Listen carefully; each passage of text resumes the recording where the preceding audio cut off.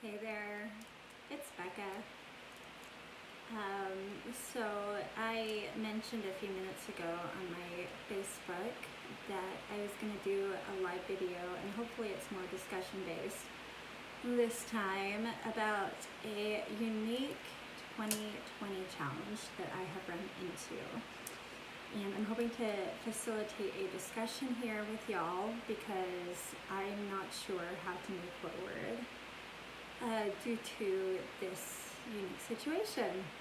So I just want to tell you kind of a background. So today after work and after I picked up my daughter from school, actually her dad dropped her off because she had to get vaccinations, and he took her, so he dropped her off to my house after he did that. But anyway, we went for two errands. We went to go grocery shopping, and we went to Kid to Kid.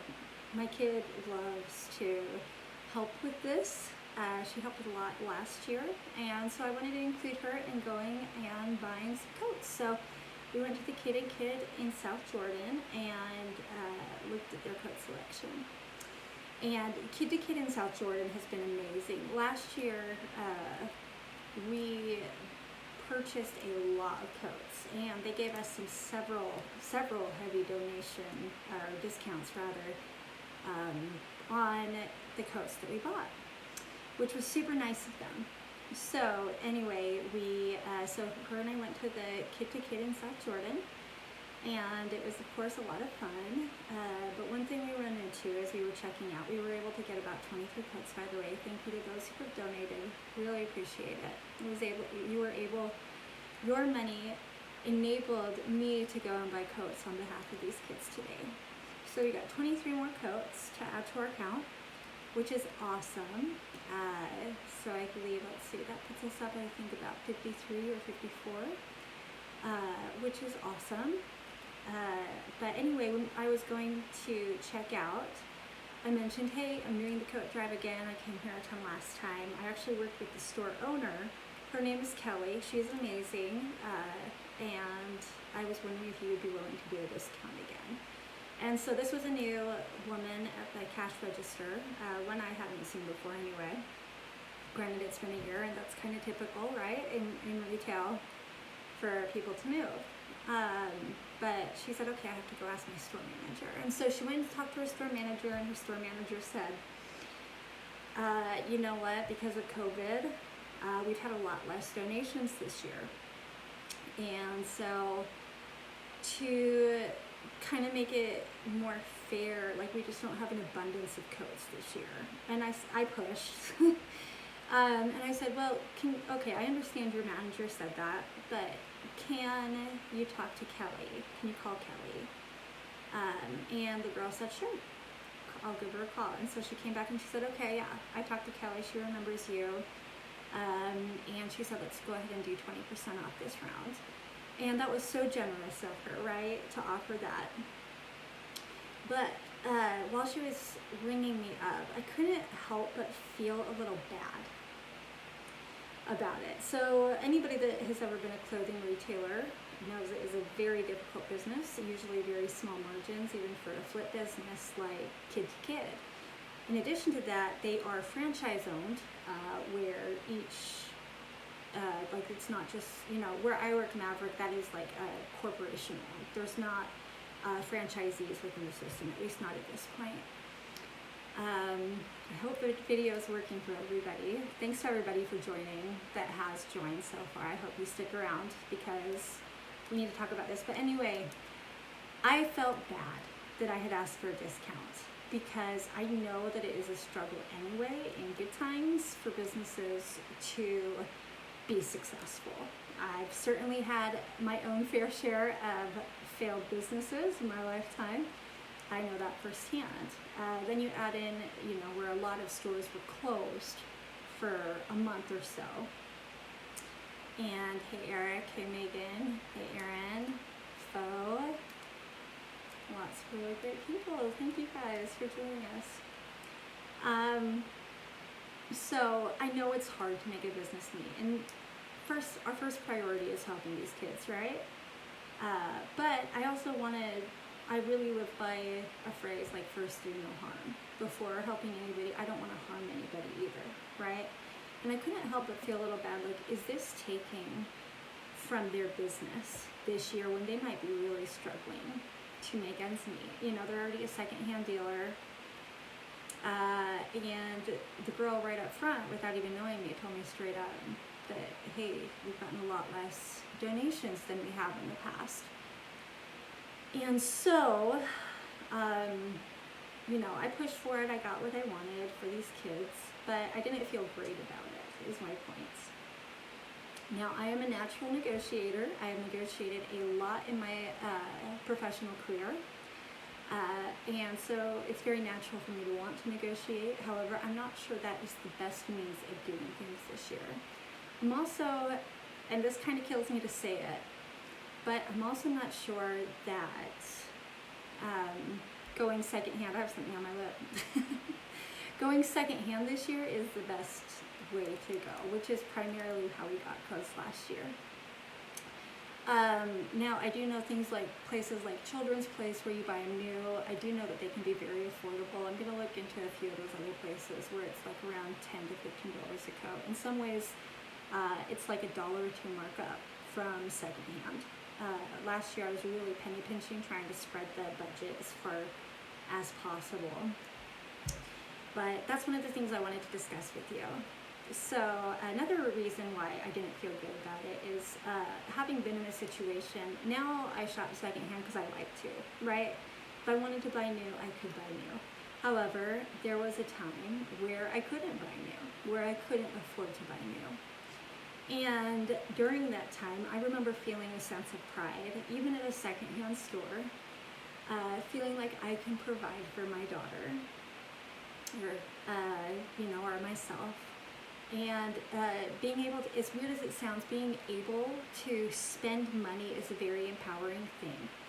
And knowing that and I saw this firsthand on Sunday also when I went to Goodwill and Savers to get coats, knowing that winter coats, they're not as plentiful as they were last year. They're cheaper right now, they will go up, but they're not as plentiful. There's definitely, I've seen a very much smaller selection. And so I don't want to take that. Some people are really set on like, no, I'm going to provide for my kid even if it's a stretch. And having been there myself, I also don't want to hurt those people by completely obliterating the supply at these secondhand stores. Because that doesn't feel good to me either. I feel like that's hurting people who are right on the border, and if spending money is something that helps somebody feel empowered, that's something that's going to help them get out of a bad situation financially, right? Or hopefully down the road they wouldn't need our help. I don't want to force people that otherwise would be able to buy a coat for $10 at Goodwill or at Savers or Kid to Kid to have to need our services because I took all of the coats. So those are a few of the things I'm looking at right now where I'm feeling a little bit like I think we need to shift a little bit, shift course on what we do this year. And that is a reason why I decided to start this. That is one of the reasons why I decided to start this coat drive about a month early. It's because I knew that we would run into some 2020 unique challenges. And this was my real first like head-to-head seeing it firsthand. Like, this is going to be a problem. And, you know, there's part of me that wants to say, no, I want to do what's ever best for the kids. Kids that like are in such a bad situation where their parents really can't even afford to go to a secondhand and buy a coat. But there's also a part of me that wants to empower people to do this for themselves. And if that means that they feel good, that, hey, I can afford to buy a $10 coat at Goodwill, why am I in our project, on behalf of our project, going to go in and take all that option from them? It doesn't feel good. I don't really know the words to describe it, but it doesn't feel great to me. So now I have given you kind of the background on what my first 2020 unique challenge is with this coat drive. So there's a few options that I've come up with, and I wanted to get your feedback. So number one, is that we've raised a significant amount of money. Hopefully, if things continue as they have, we will raise more money. If we do, my hope is that we just focus on buying new coats. You know, there's $1 or $2 markup buying new versus used on these coats. But I think if that's the difference between helping a secondhand business survive 2020 and or helping somebody who maybe doesn't quite need what we have because they can, you know, things are tough, but they can afford to buy something secondhand, it doesn't dwindle their supply. I think all of those things are important to consider. So first option that I have is just to purchase kids' coats new from online primarily, where there's a lot of them being made. And also on top of that, next year, when hopefully we do this coat drive again, those kids who have outgrown those coats can donate those and it'll replenish the system, right? So that's my first option. Whereas last year I had primarily bought all used. This year I'm thinking maybe this is time to focus on buying new because of a 2020 unique situation. And I feel like that's kind of a win-win. We spend a little bit more money, but I feel like that's a win-win-win all around, okay? Second option is donations, okay? And we can also do a combination of these two. This is by no means that we are only gonna do one thing, but I wanna get your feedback. So second option that I came up with, so for a side business that I have a P.O. box.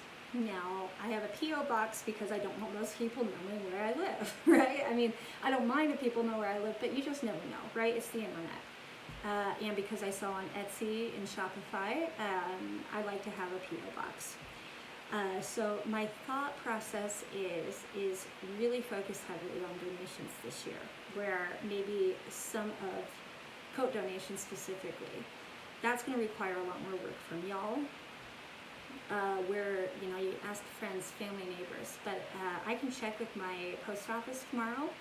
I have a fairly small P.O. box where maybe 1 or 2 coats could fit in it, probably not a ton at once, but I think that they might be willing to hold packages for me if they're addressed to that P.O. box.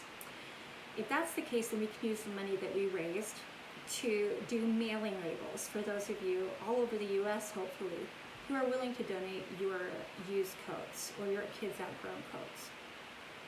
Ship them to me. I'm not quite sure how to do this. Somehow I would send you a pre-filled out mailing form and you would just ship it right to my P.O. box where shipping wouldn't cost you anything to do so. So that is a second option that I have, the P.O. box thing. But again, that's going to rely on people being, it's a little extra work for y'all. You have to go to the post office. However, it's also a way where people want to donate. Last year we had 242 coat donations, which was awesome. I'm hoping for at least that many this year. But a lot of those people we had to see in person, right? To take up donations. With COVID, I know a lot of y'all and myself, because I'm high risk and my daughter's high risk, we are COVID careful is something that somebody had mentioned to me that I thought was very interesting but very accurate. Where a P.O. box, it leaves it very hands-off, where it's like, hey, you're doing something really beneficial, you're doing something very good. You can get a pre-filled mailing thing from me, a mailing thing that you just post on a box and send it to me. Those come right to me. It doesn't require you to do anything other than going to the post office, and also, but it also does require you to gather your donations and be willing to do that, which is a little extra work for you than just, you know, donating cash. So that's another option. I'm open to, those are the two that I think are the strongest going forward with this. But I do know that I don't want to harm any business. I don't want to harm any families that are just really trying to stay empowered and stay positive, and they're maybe not quite at the level where they need to ask for charity or they're unwilling to do so. I don't want to discourage people from doing what they're trying to do to rise above their situation. I've been there, and I know that those things matter. And I definitely don't want to dwindle that supply at the thrift stores because that matters. I just don't feel good about doing that. So anyway, those are kind of the options I've come up with. I am very open to other ideas and options. If anybody has any comments, or if you want to leave a comment on this video, and I will reply later. I'm kind of thinking, I'm not sure the best way to go about getting everybody a consensus, maybe a Google form in a few days when I see some options, and then maybe just put that out. You guys can just fill out anonymously what you think is the best way to go forward. But I'm really open to finding a solution. Okay, let's see, Aaron, let's see what you said. If we have already made purchases of coats, some from secondhand stores, would you recommend donating those back to those stores? I don't want to harm businesses either. I wasn't even thinking about that before shopping. Thank you for bringing that up. I wasn't when I was at Savers and Goodwill. I did notice the coat selection was really a lot smaller. So don't feel bad first off, because it didn't even dawn on me until the woman at Kid to Kid told me, like, oh, we've actually got a much lower supply this year. As far as what I recommend doing what feels best to you. I don't feel comfortable telling people what to do with their money. Obviously once money is within the Utah Kids Coat Drive donation fund, we all decide on what's best to do with it. But I think you just gotta follow your heart. If it feels good for you, like, you feel good about giving to this coat drive, I think we would absolutely love what you have purchased already. However, if you feel that it needs to go back, then absolutely, I think that's great too. I am really about empowering people to choose their own path and what feels right for them. So that really didn't answer your question on what I recommend, but the reason is because I don't have a right answer. Let's see, Megan said, I like the online and coat donations option. Eric, good, I like those two. They were the only two that I really liked, that I came up with. So I had some crazy ideas. I'm not even gonna go into some of my crazy ideas. Let's see, Eric. I say we do all of what you proposed tonight, combination of buying new and trying to encourage donations. Thank you. I think that is a really good idea too, to do a combination. One thing so just being completely transparent with y'all, doing numbers from last year, I spent all of Saturday crunching numbers in different ways and types, and just, I'm analytical by nature and I like to find where we can cut the fat. One thing I noticed is last year, and it's probably because I didn't push it in my fundraising, last year probably the area we were weakest in was coat donations. Even though we still had 242, it was definitely a lot of me purchasing coats from fundraised cash. I believe it was 486 that I purchased using the coat drive donations. So it was a lot of shopping for me. I would love if we could get more coat donations. So a couple of things with coat donations too.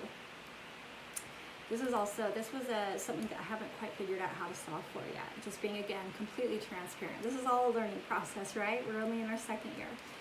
I was grateful for every coat donation that we got. And we used all of them, but there were several coat donations that we that we received that were too thin. So I have a thing, like, I'm gonna take it and we will absolutely use it, but like, say that you donated a coat that's probably more of a fall coat. This is really a winter coat drive that they can use in the fall. Say it's more of a fall coat as far as warmth goes, or like a vest or something like that. Those all provide warmth, but at the end of the day, I am not going to give a kid who needs a winter coat just a fall coat. I will add that to their package, which is what I did last year when I was divvying up the packages, but I also made sure every single kid had a warm winter coat, like a warm winter coat that they could wear in 15-degree weather. That was kind of my basis. Like, whenever I was going shopping, I always made sure to buy coats that I would have felt comfortable sending my own kid outside in 15-degree weather and feeling like she could be very warm for 30 minutes to an hour, which is usually about the time that kids walk to school. Kids usually in the winter time, I mean, granted I have a 4-year-old, right? but she's never really been able to spend time more than 30 minutes to an hour enjoying herself outside. Another thing to think about though, and this, like especially as it got really cold around Halloween, it was like 0 to 15 degrees last year. It was nuts. It was so cold here in Utah. But another thing to think about, and that I came across quite a bit last year, is that several of these families, they are very, very disadvantaged financially, to the point where a lot of these families, they have to decide whether to put food on their table or to keep the heat on.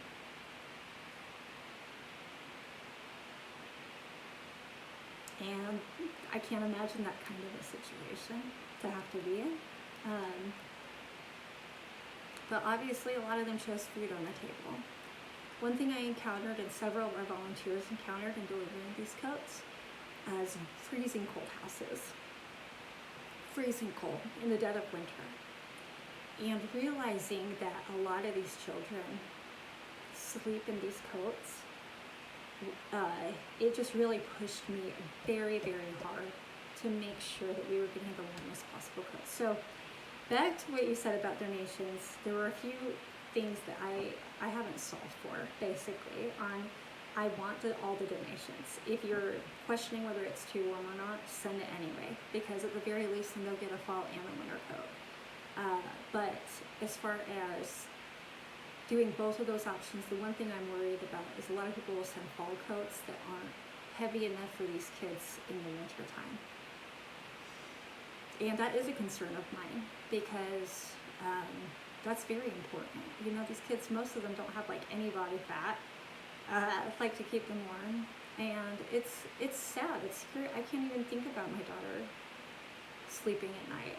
I mean, there were several people that we helped last year who were homeless, who were living at several of the different shelters around town, several that were living in hotels for a week or so at a time that we helped out. So there's even some of these kids who are sleeping in these outside. And the one thing I worry about with donations is how do we make sure that people understand that these have to be so warm for these kids. Because if we're going to do something, we're going to do it well. We're not going to, excuse my language, we're not going to half-ass this. We need to do everything within our power to make sure we get those kids the warmest coats possible. So that, as far as that goes, I do like that option. I'm just worried about it. And so if there's anybody who's willing to brainstorm more on that, it would be very helpful. Let's see, I had one other question, or two others. Have you thought of doing a dual coat drive for parents and children that are in need? I have. One thing I have found is so we will do anybody who is willing, we will help anybody who's under 19 years old. That's the rule. So a lot of these kids are teenagers, which is why you saw on my size distribution chart that there were a lot of adult sizes. So a lot of these parents are, if they have teenagers, they're already sharing coats. Was one thing we found a lot last year with the teenagers that we helped out.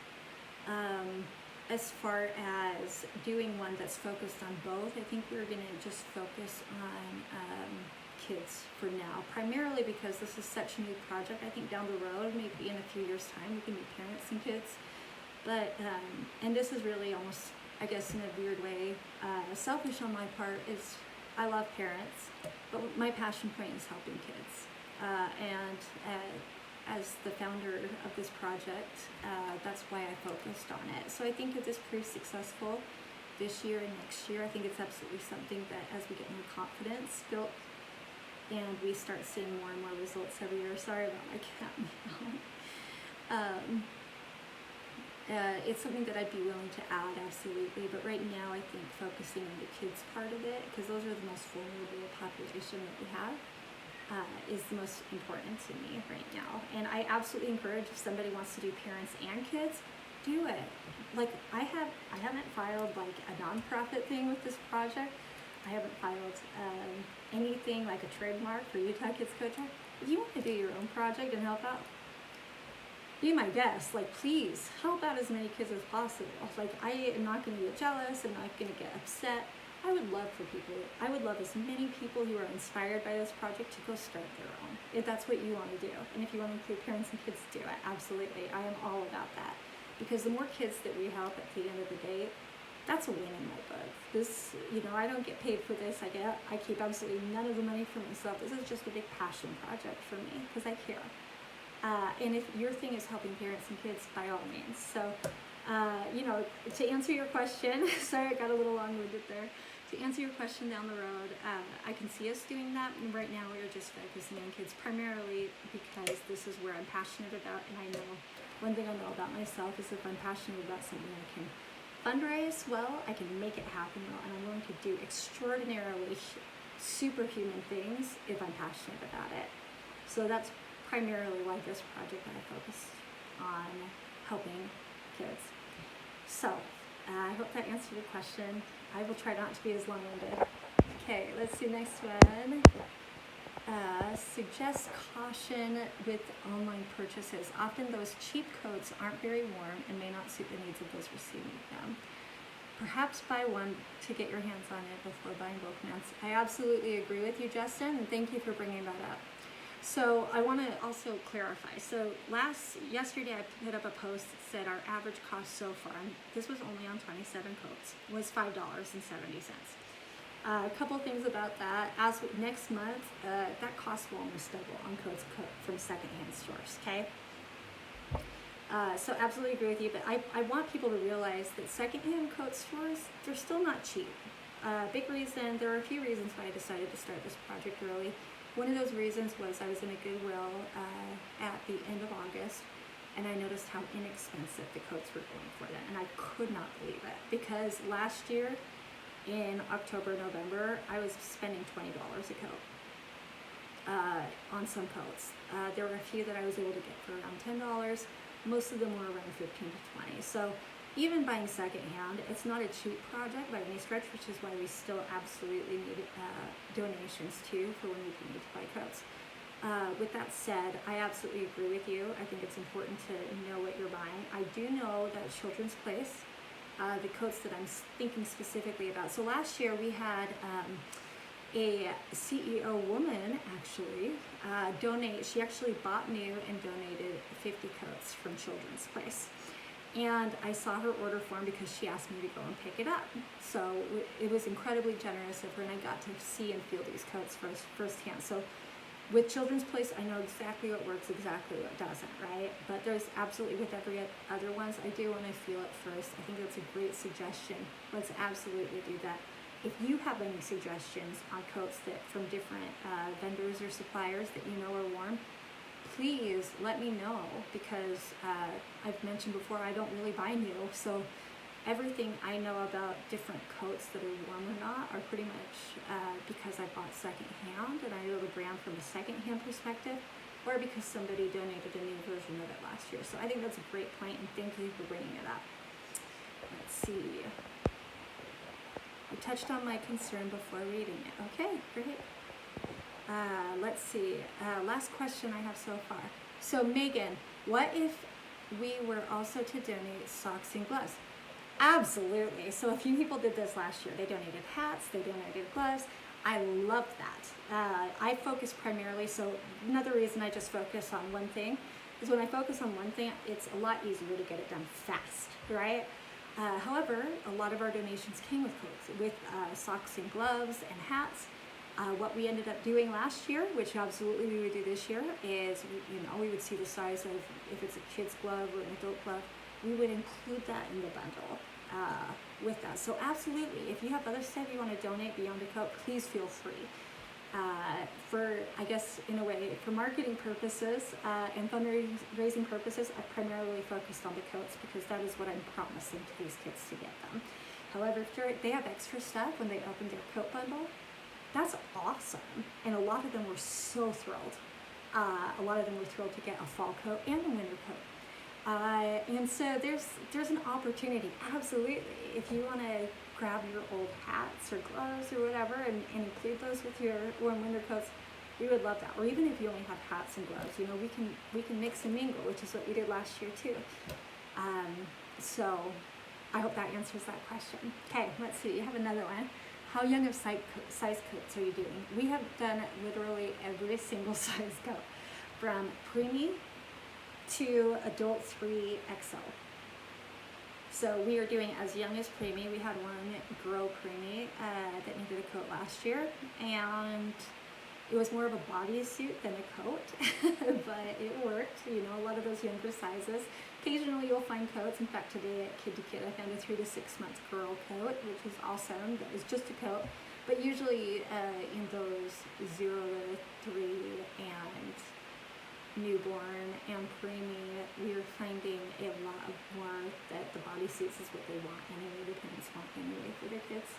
Now, with that said, also, I did break down whether the donations requests that we received, if they came from schools. I didn't share this yet, but I'm happy to share that. People are interested. If they came from individuals, if they came from schools, or if they went to our crisis centers. Now, the crisis centers were the only ones that didn't send in requests. Basically, the crisis centers, it was the West Jordan domestic shelter that we helped out, led by Steve Price. He's awesome, and he's my Facebook friend. He's awesome, and they always can use help over there. And we also helped out the Center for, this is such a long name, but it's a norm, the Center for Women and Girls in Crisis. So those were the only two places that didn't send requests beforehand that we helped out. And primarily what happened was the domestic shelter, we ended up sending the rest of our kids' sizes to, and the Center for Women and Girls in Crisis. We sent almost the rest of our adult sizes, because what happens when you have donations and fundraising and needs mixed in is that you end up with a surplus of certain sizes. I couldn't explain to you how it works and why that happens, but it just happened. It happened several times last year. But that's ended up what we wanted to do, because we wanted to give as many coats as possible away. It doesn't do me any good to hold on to any coats. It is beneficial to send them to people who need them and organizations to need them. With that said, schools primarily suggest, they ask for primarily 4T through 14, 16, and then there were, I think, 2 schools that asked for a few adult sizes. Individuals, we had a few stragglers that asked for like a 6 to 9 month or a preemie. But very interestingly, what ended up being more the case is that most of the needs of the individuals ranged from, I'm going to butcher this, so there were a few stragglers like down in the sizes, but what I've noticed is really, I think it was about 12 months, so about 12 months old is when we started seeing where the individual families, the parents, really started to need coats. And what that it's very interesting, if you like to interpret statistics, kind of tells me that most people don't plan to have kids and not be able to provide for them. I think due to how few people needed coats for their kids that were between 0 and 1 years of age, that we're asking on an individual basis, that shows me that most people are responsible. And it is sad that, what usually happens is a crisis happens, and they can't afford for their kids after they're born. They didn't plan for it. I certainly didn't plan to lose my life savings 2.5 years ago, but it happened. Life happens. I think realizing, I never thought I would be in a situation where I would be completely broke at, let's see, I was 32, maybe 31, I can't quite remember, 31 or 32. Never thought that would happen. I sold my first business when I was 19. And I just never imagined myself in that situation, but through a weird series of events, it happened, and that's just life. Looking back, it was a very difficult time in my life, but I'm glad it happened, because I learned a lot about myself. I was able to eliminate a lot of the fat from my life that didn't actually matter. However, the one thing that I feel regret about is that I wasn't able to provide my daughter with everything I believe she deserves. And that's hard. That's even still hard for me to feel sometimes. But, I also recognize that I did the best I could with the tools I had at the time. Now I have better tools. And I think that one thing that we hope for, we don't, with doing the Utah Kids Coat Drive, the goal isn't to have repeat customers 10 years from now. The goal is to help somebody through a difficult time. Most people don't stay in the poverty bracket forever. Thank you, Eric, for coming. And most people just need a little help. I needed a little help. My parents helped me out so much when I was going through my poverty time. A lot of people don't have parents like mine. And so it's our job to step in and realize that any of us can be in that situation at absolutely any time, no matter what situation we're in currently, no matter how well we're doing currently. I was doing very well prior to me losing my life savings. It can happen to anybody. And it's important to realize that. And I think maybe that's why I'm so empathetic to this cause, is that I've been there recently, very recently, within the last year.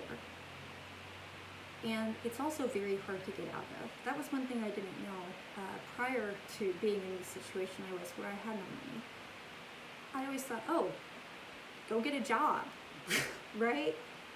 It doesn't work that easy, because here's what happens, is it's like a mental shift. So I'm gonna just kind of go a little woo-woo on you guys for a little bit, but one thing I've learned is that money in abundance is an energetic exchange, where when you are in poverty and then things just start piling up, like late fee expenses, like credit cards, rent. I mean, don't even get me started on rent, because we all know that that's a touchy subject for me, because being an affordable housing advocate.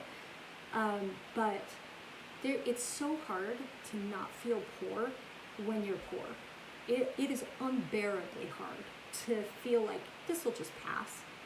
And that's why the cycle of poverty exists. It's not because people aren't trying to get out of it. It's because that mental shift is so difficult to make when you are in that situation. And so I'm really glad I experienced that, because it gave me a lot of empathy for people in it right now.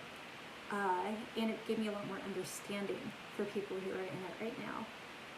It would be ideal, I think, if we want to solve the cycle of poverty, we have to, it's not like, it absolutely is about helping people with resources, making things easier to get as far as resources go, and those include codes. But it's also about those of us who have figured out our way from poverty again. And I'm not saying I'm wealthy by any stretch. I barely make ends meet now, but I'm doing it. Barely, but I'm doing it. But helping people see this is what I did, and sharing that information, I think that's going to be huge. So we need to make resources easier for people to get, number one. And once we get people in a place where they're getting their resources easier, we need to show them how we shifted into a more energetically friendly way with money. It's not even like with anything. Like, you may be a wonderful person and human and be poor. It's about aligning on an energetic level with money in a way where it likes you, I guess. And I'm still relearning that. It's very difficult to relearn. So anyway, my point is that any of us can be in this situation at any time. I never in a million years thought I would be broke at 32. I was. And it happened to me. But you know what? I'm rising out of it now. And I am trying to share the good things that have happened to me and the good things I've learned that have helped me rise out of it with others. And my hope is that people that we help out this year, they won't even think about needing our help in 10 years from now. My hope is 10 years from now, they're the ones donating money to this cause. Because can you imagine how powerful that feels and would be? And that's my hope. My hope is that we give now and it comes back. It always comes back. What goes up must come down. What is down must come up. Okay, I think that is all I have. If y'all have any questions, the best way to reach me is through the email. I set up an email this year because it was really difficult to track messages on Facebook, messages on Instagram, messages on LinkedIn, messages that people would text me. Best way to contact me specifically about Utah Kids Coat Drive, whether that's want to help, you want to donate coats, is utahkidscoatdrive@gmail.com. Okay, second thing that we need to talk about is what we do about what we talked about at the beginning. I've come up with 2 solutions of potential solutions, which is purchase kids' coats new. I believe it was Justin who said that we might run into a pitfall there, so we need to be careful about how we approach that. Or I do have a P.O. box, and as long as the post office is okay with me receiving donations, like bigger donations than what fit in my P.O. box, which I think they will be, I can give out my P.O. box number, and I can accept donations that way, and I can use the money that we raise to send out free shipping labels. So those are 2 solutions I've come up with. I'm absolutely open to more solutions. And going forward, it's just please help. We definitely still are signing up volunteers. I am absolutely going to keep delivering the coats to kids because I think that's especially important this year, especially with the recent uptick in COVID cases in Utah. And I think it's also an opportunity for us to go the extra mile because that stuff matters. And so we do need volunteers who are willing to do coat delivery. Just so you know, if you do want to do a coat delivery, if you want to volunteer that way. So last year, they were primarily people I knew well who did it. This year I've had a lot of people I don't know very well reach out and want to do this too. Because if I don't know you well and I'm sending you confidential information, like somebody's address, any volunteer that wants to do this, I am going to run a background check too. And if you want to do this, you will need to consent to that. It's important to me, above all, to protect these kids. So I appreciate your understanding for that, but we definitely do need more people to sign up for coat delivery. And always looking for people who, like if somebody wants to help me figure out a way to create pre-filled mailing labels. I have no idea how to do that. I've never done that. That would be tremendously helpful to me if somebody even knew the process or the place where I could get started. Let's see. Absolutely still need money donations too. Coat donations, also great. Please email me at utahkidscoatdrive@gmail.com. Yes, that is on my social media posts. That is the same email, utahkidscoatdrive@gmail.com. I'll also post this with this video. And thank you, Megan. It's very kind. I'm happy to do it. It's my pleasure. It really is. And yeah, that's all I've got.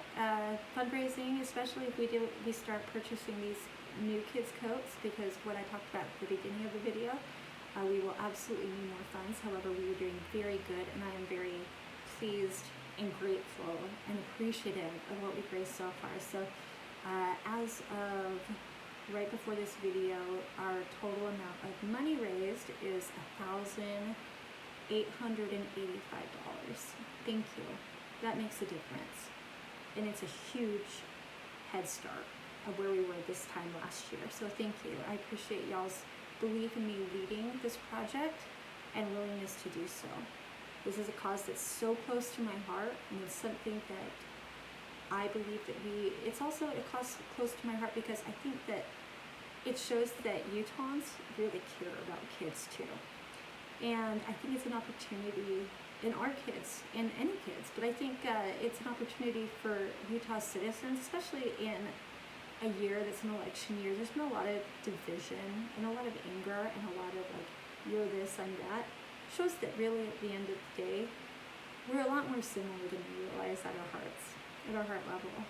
And I love that this project allows us to all come together from all walks of life, in all different situations and all different capabilities of willingness and ableness to help out. I love this project, and it's why it's a community project and why it matters. And it's why even in 2020, when I knew it would be a lot more difficult for things like this that will come up and that we have to rework, that I wanted to do it anyway. I also believe that the need is going to be much more significant this year than last year. I'd be thrilled if that wasn't the case, but this year, as everybody knows, a lot of people have lost their jobs. A lot of parents have lost their jobs. Kids being in school, a lot of parents can't work like they used to, or can't work the same hours. So I think this is absolutely an important project to do. I'm so grateful for those of you who have stepped in already. I'm just really amazed and grateful. But I also want to say, like, it required a little extra faith and hope in doing this in 2020, but I also knew my friends and my colleagues and my acquaintances well enough to know that y'all would step up. And I'm really glad I was right. All right, y'all have a great night. Thank you so much. I feel like this was a really beneficial discussion. Keep those ideas coming, especially about what we talked about earlier about we don't want to diminish the supply at thrift stores for people who are on that bare edge who want to buy their own coat. We also don't want to make things even more difficult for businesses who may be struggling to survive right now in 2020 by diminishing their supply. I am open to all feedback and suggestions. Again, utahkidscoatdrive@gmail.com. I appreciate y'all so much. Thank you. We are making a huge difference for these kids, and I can tell you from the stories I heard last year, these kids will remember what we're doing this year for the rest of their lives.